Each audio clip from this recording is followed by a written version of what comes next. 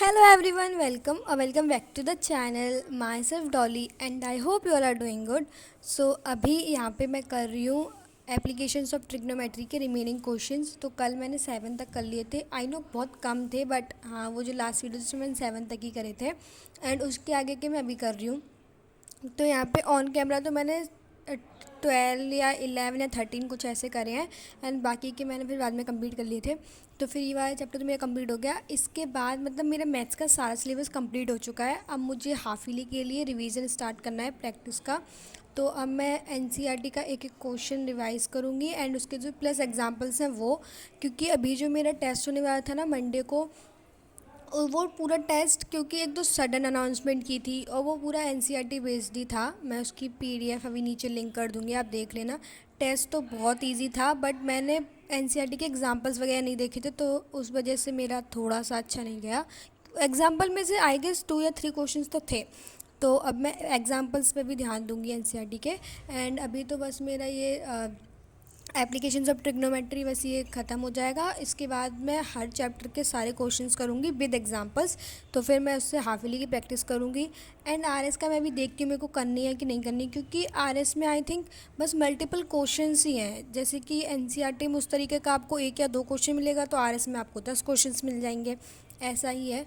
तो एनीवेज, तो अभी तो यहाँ पे मैं बस वही कर रही हूँ। एंड देन उसके बाद मुझे करनी थी बायोलॉजी। तो बायोलॉजी में मेरा जो हेरिडिटी वाला चैप्टर था, लास्ट वीडियो मेरा 1 आवर का लेक्चर कंप्लीट हो गया था, उसके आगे का आज मुझे फिनिश करना था।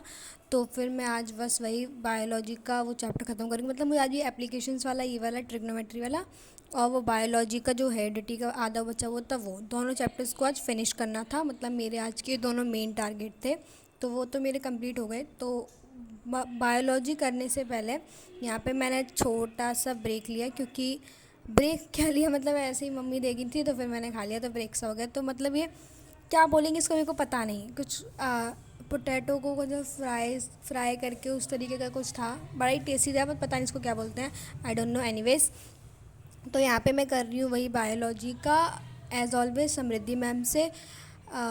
She is the best teacher that I ever had. तो मतलब बहुत अच्छा पढ़ाती है वो। तो फिर अभी मैं बस वही कर रही हूँ, T small T capital T monohybrid dihybrid वगैरह वगैरह।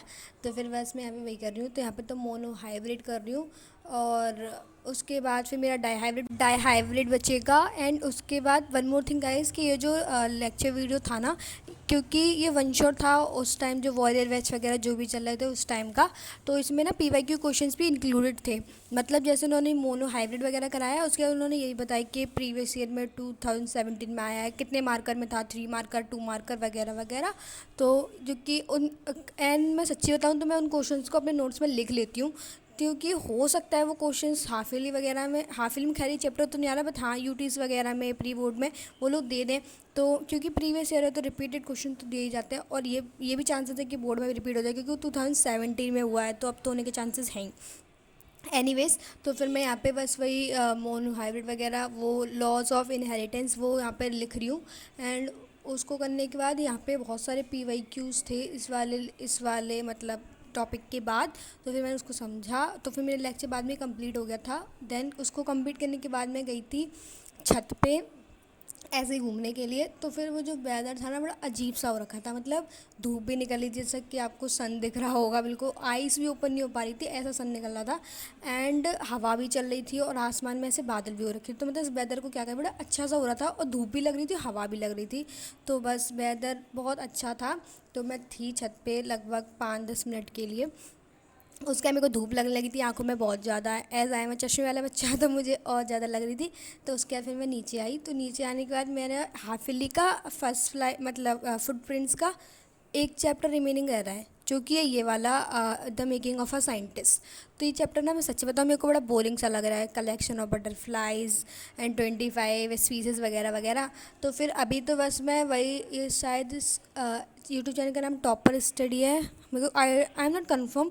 तो फिर मैं उसी से अभी ये जो वीडियो देख रही थी एंड एनसीईआरटी से रीडिंग कर रही थी। सच्ची बताऊँ तो मेरी एनसीईआरटी से ढंग से रीडिंग नहीं हो पाई, क्योंकि मैं उनकी बातों में इतना ज़्यादा मतलब उनके जो लेक्चर था उसकी बात बहुत ज़्यादा ध्यान से सुन रही थी। तो मैंने रीडिंग तो इतने अच्छे से नहीं कर पाई, बट हाँ मैं दोबारा कर लूँगी। एंड उसके बाद यहाँ पे मेरी सिस्टर कृष्णा जी की एक पेंटिंग मतलब ड्राइंग काइंड ऑफ बना रही थी। एनीवेज गाइस, मेरी सिस्टर बनाई थी, मैंने बनाई थी क्योंकि मेरी ड्राइंग तो अच्छी है नहीं। तो बहुत ज़्यादा सुंदर बने थे ये। तो उसको बनाने में लगे होंगे उसको 4 to 5 आवर्स। एनीवेज पर बहुत ज़्यादा सुंदर थे।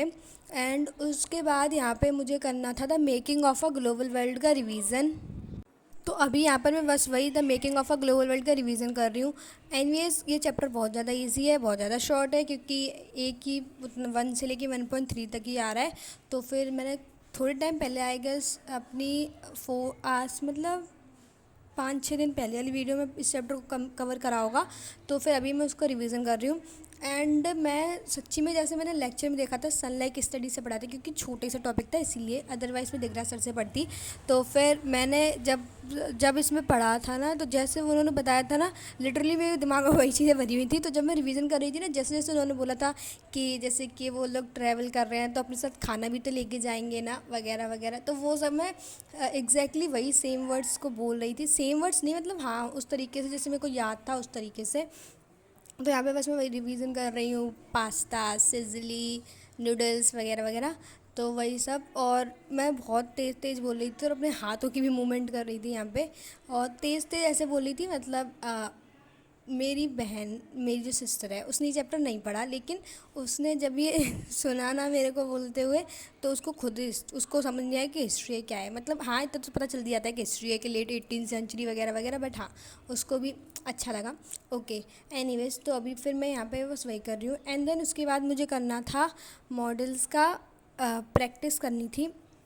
तो मॉडल्स की प्रैक्टिस के लिए मैंने क्या किया, सबसे पहले मैंने एक वेबसाइट ओपन करी। वेबसाइट का नेम तो मुझे नहीं याद, टू बी ऑनेस्ट, पर एक से नहीं करे थे, मतलब मैंने लगभग 30 या फिर 28 ऐसे कुछ क्वेश्चंस थे, वो प्रैक्टिस करे थे। एंड उनका मैं स्कोर भी आपको बताऊंगी। तो प्रैक्टिस करी थी, तो क्योंकि अब मैं अपनी ग्रामर भी प्रैक्टिस किया करूँगी डेली, क्योंकि हाफ ईयरली आ रहे हैं। तो ऑफ कोर्स इन सब के लिए मुझे ग्रामर को भी प्रैक्टिस करने की ज़रूरत है। ओह, मैं कितना फंबल कर रही हूँ, खैर छोड़ो।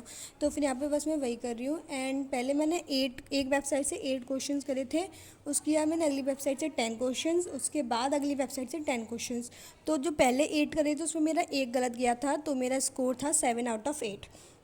एंड अगली वाली जिसमें मैंने 10 करे थे उसमें मेरा स्कोर था 8 out of 10, क्योंकि मेरे 2 गलत थे। और नेक्स्ट वाली में मेरा था 9 out of 10।